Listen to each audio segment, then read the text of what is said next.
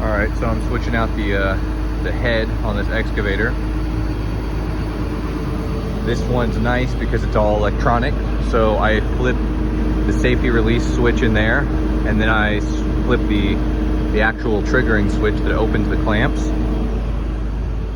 And what that does is it takes this tooth right here, which usually swings out and keeps the tool clasped, and it swings it back and open.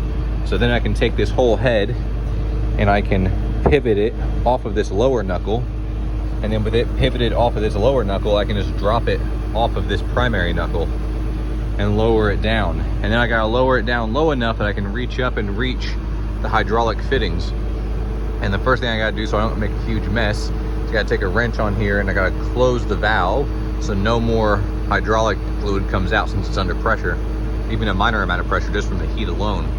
Once that's off, I break these free and I can release these hoses, but I have to have these on standby. We keep these together so we don't mismatch them or lose them, but they come apart like this, and essentially this is just a closed off cap that will go in the end of this hose so it doesn't leak any fluid.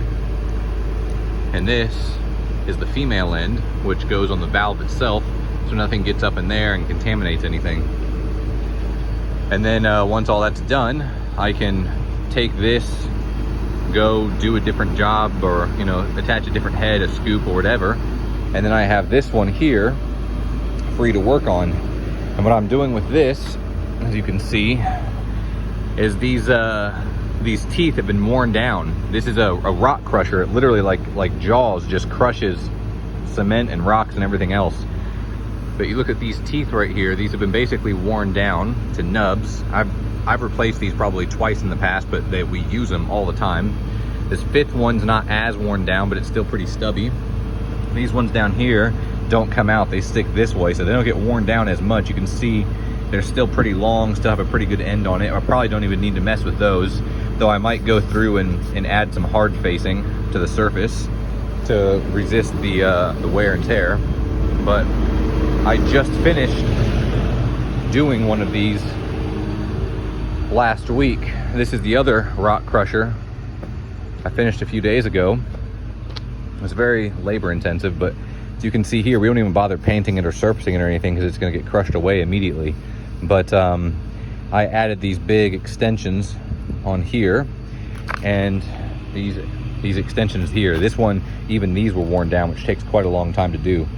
At one point, it wasn't this one, but on a different machine, I also replaced these teeth, which should be simple, but it never actually is, because they're in there pretty good by the point we get through there. But these are cool because these teeth can act almost as scoops to hook and lift something up out of the way, whereas this part is just a flat surface to crush against.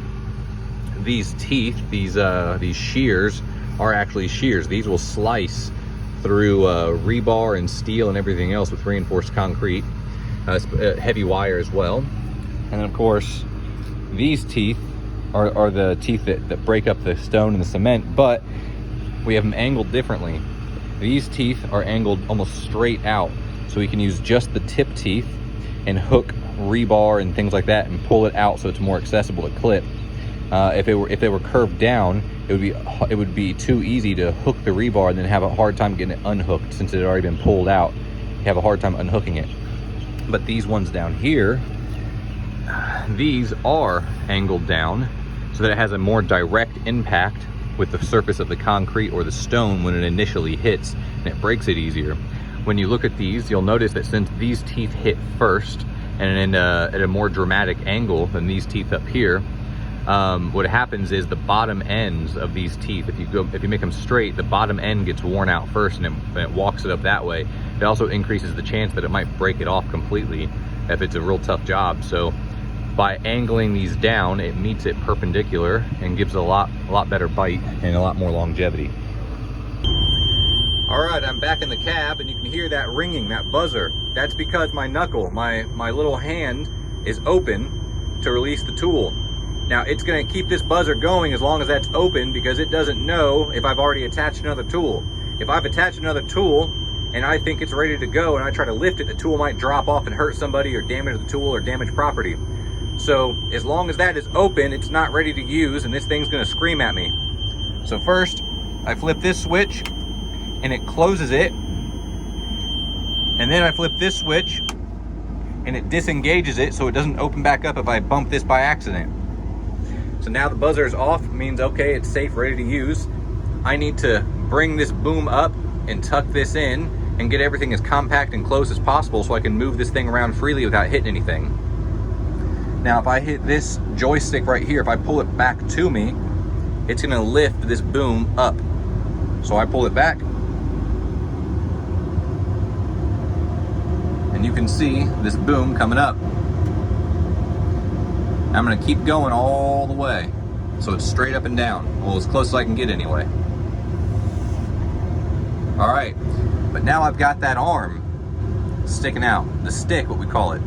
The stick is sticking out, and it might hit something. I need to tuck it in towards me, real close to this boom. So with this joystick, I push it forward, and it's gonna bring that stick in towards me, nice and tight.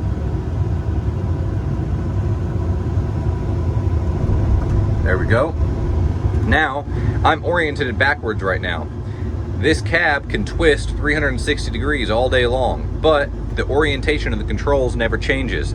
So right now I'm facing the back of the machine, which means if I push these forward, I'm not gonna go forward, I'm gonna go backwards, because the front of the machine's that way, and pushing forward always makes you go forward to the front of the machine. So in order to get my orientation correct, I need to swivel this around. The way I swivel the cab around, so I take this joystick right here that I was just using for the stick, but now I'm gonna push it to the left so I can move to the left. Now you'll notice I have a backup camera here, and this shows me that there's nobody behind me.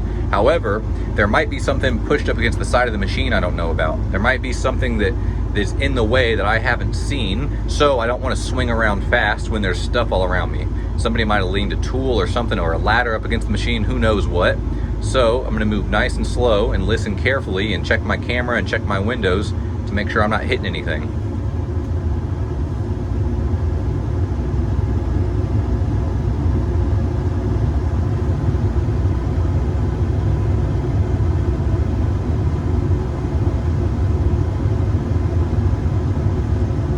Now this can go 360, but I just need it to face forward.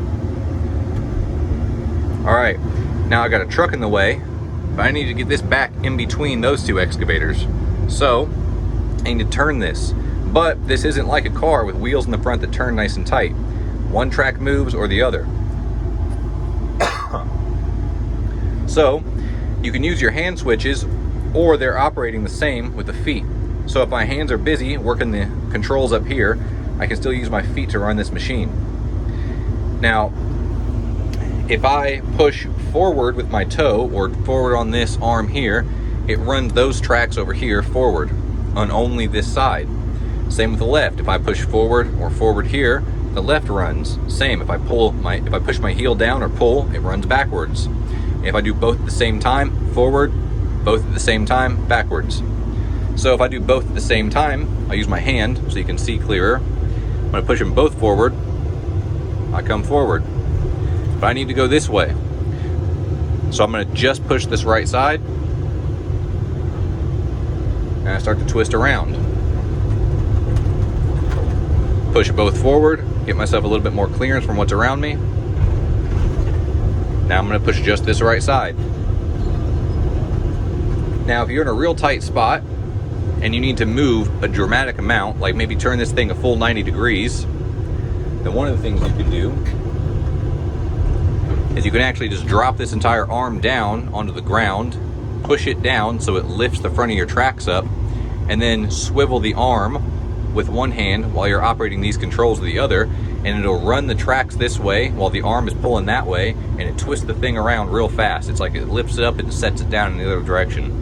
So you'll see guys doing that a lot on construction sites when they're confident with these machines and they need to change the direction quite a bit.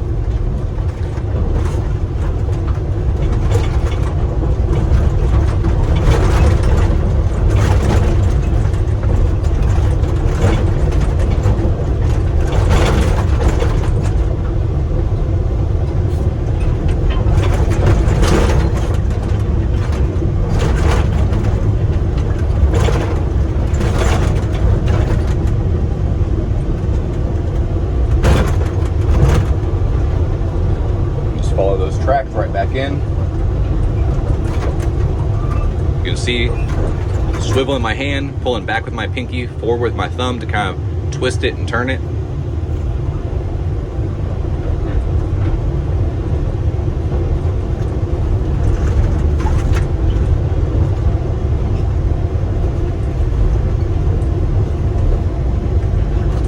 Now I want to get this thing straightened out.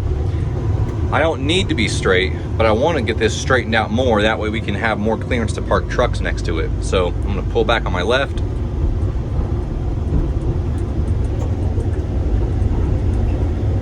Kind of like parallel parking. I'm going to run it in dramatically in the other direction and then straighten it back out.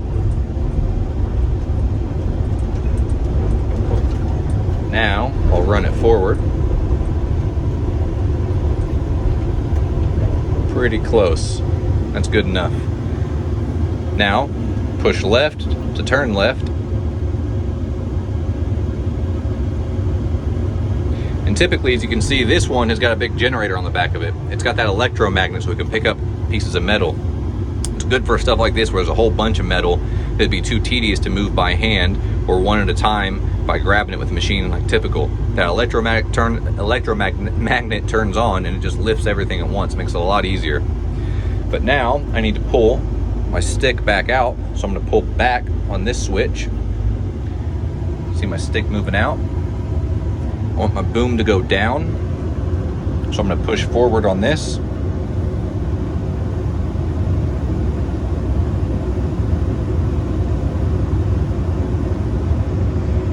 I'm going to get over there in this direction a little bit. There we go. Pull up, pull my stick out. Now I don't want the teeth down because I don't want to risk something catching those teeth. So what I want is I want to actually bring that up so I can lay it down flat. So if I pull back to the left on this stick, it pulls everything back.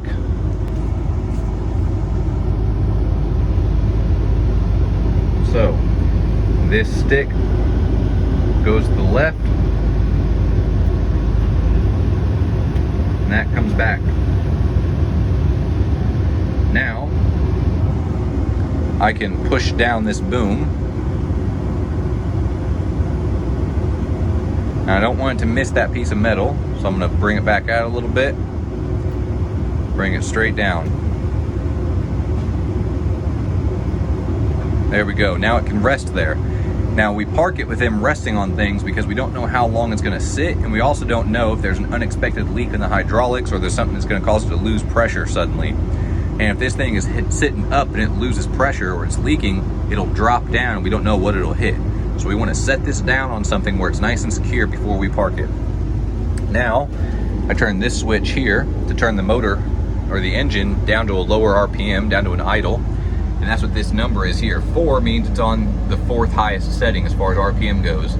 So I flip this switch to the left, bring it all the way back to the number 1 position, which means I'm just at a slow idle. Then I pull this switch back here, which disengages everything. As you can see, nothing works anymore. It's safe to bump it and do it whatever as I'm getting out. Finally, I flip it off. Push forward.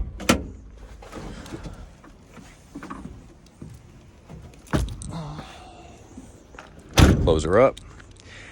Now you can climb up the tracks. You can step on these steps here. It kind of depends on which way you're oriented, but that's the gist of it. Excavators are cool. They're fun. I think every boy likes them. And that's actually the whole reason why I did this video. It's because my youngest boy, Wyatt, who is currently 2 years old, he will be 3 in December, he absolutely loves vehicles. He loves bulldozers. He loves bobcats. He especially loves excavators. He loves dump trucks. He likes these big water trucks. He likes these flatbed trucks. These bobcats. Small excavator. All this stuff to him is fascinating and wonderful and cool. And every time we're driving anywhere, he starts shouting out the window as he sees stuff. Dad, cement truck. Dad, excavator. It's a big excavator. He loves it. So, since when we frequently sit at home, he wants to watch excavator stuff on YouTube, I figured, well, his dad can make an excavator video. He might enjoy watching that. Which, by the way, preparing this tool, I will be using this welder.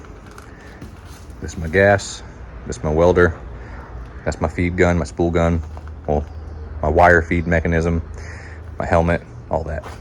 And for when I'm welding galvanized steel and things like that, I've got my gas mask, my respirator, so I don't end up with any permanent neurological damage from breathing those fumes. All right, be safe. Until next time, talk to you later. Bye.